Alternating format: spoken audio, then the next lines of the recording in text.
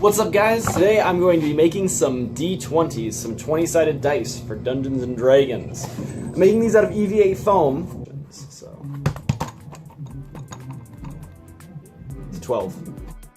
Hey, what's up? It's Post-Production Jonah here, telling you exactly how, step for step, I made these D20s. Now, the first thing I did is I took a piece of cardboard and I cut an equilateral triangle out of that piece of cardboard.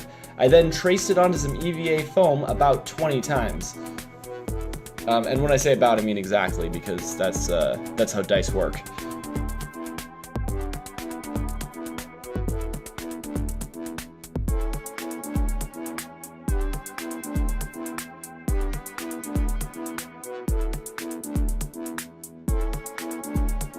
The next thing that I did is I took my 20 foam triangles over to the circular sander and I fed them in at a particular angle. The angle was 70 degrees. I don't really want to go into detail how I got there, but you should be able to figure it out. It took me a really embarrassing amount of time. Pay attention in math class.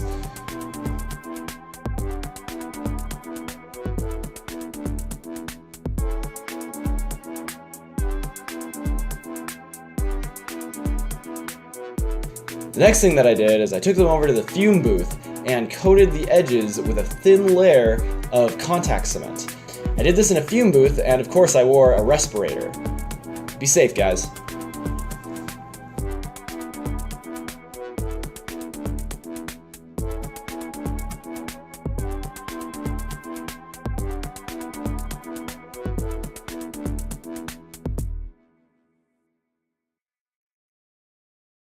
I tried a variety of different glues to stick the triangles together. Contact cement, super glue, and E6000. And although none of these methods really failed, I will say that I had the best result from the contact cement.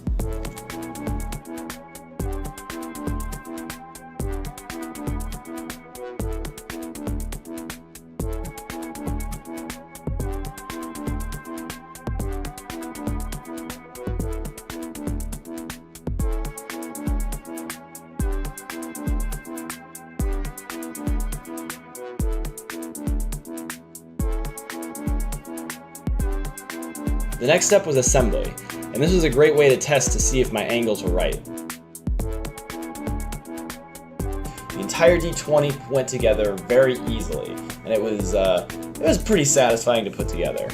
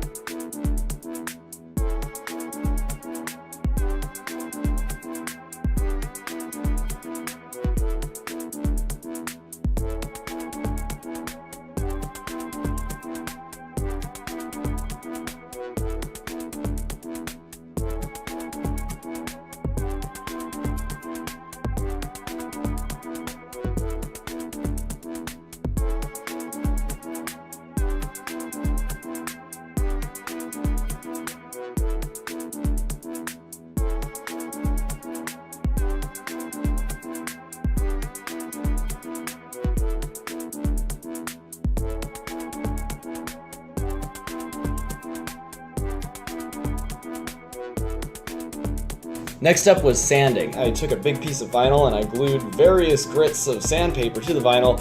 This gives me a really nice angle and I can kind of get really smooth, even edges when I have it on a nice flat surface.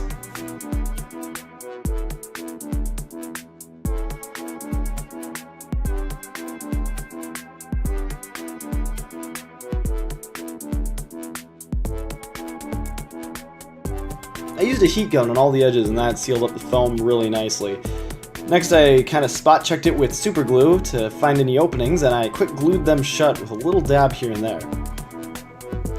For the numbers, I used a variety of different methods to etch them in.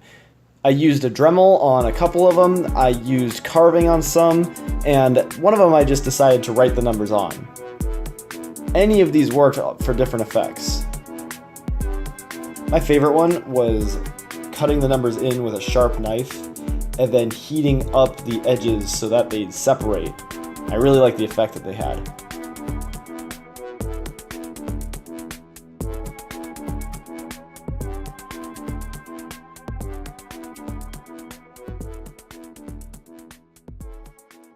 Alright, I got bedhead.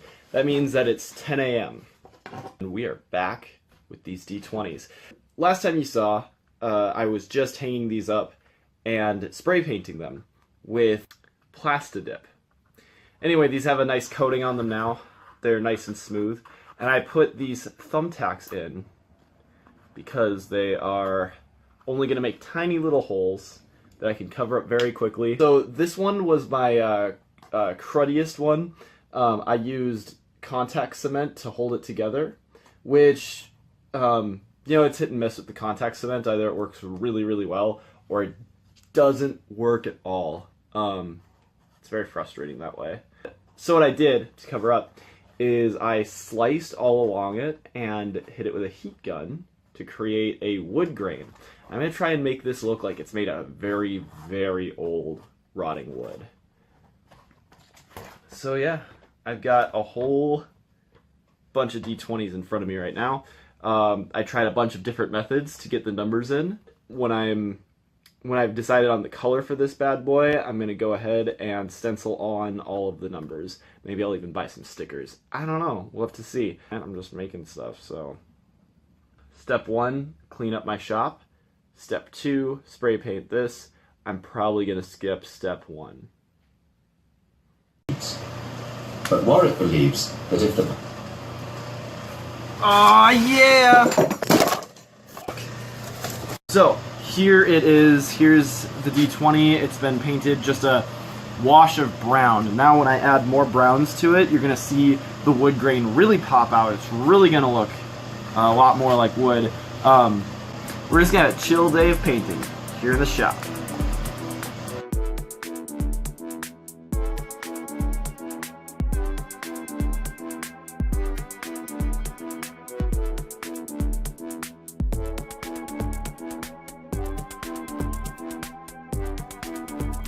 And that's how I made a handful of D20s, or I guess a couple handfuls because they're pretty big. Let me know what you think, and if you want to leave a comment or like my video, be sure to do that. If you didn't like my video, recommend it to some enemies. I don't care. No way!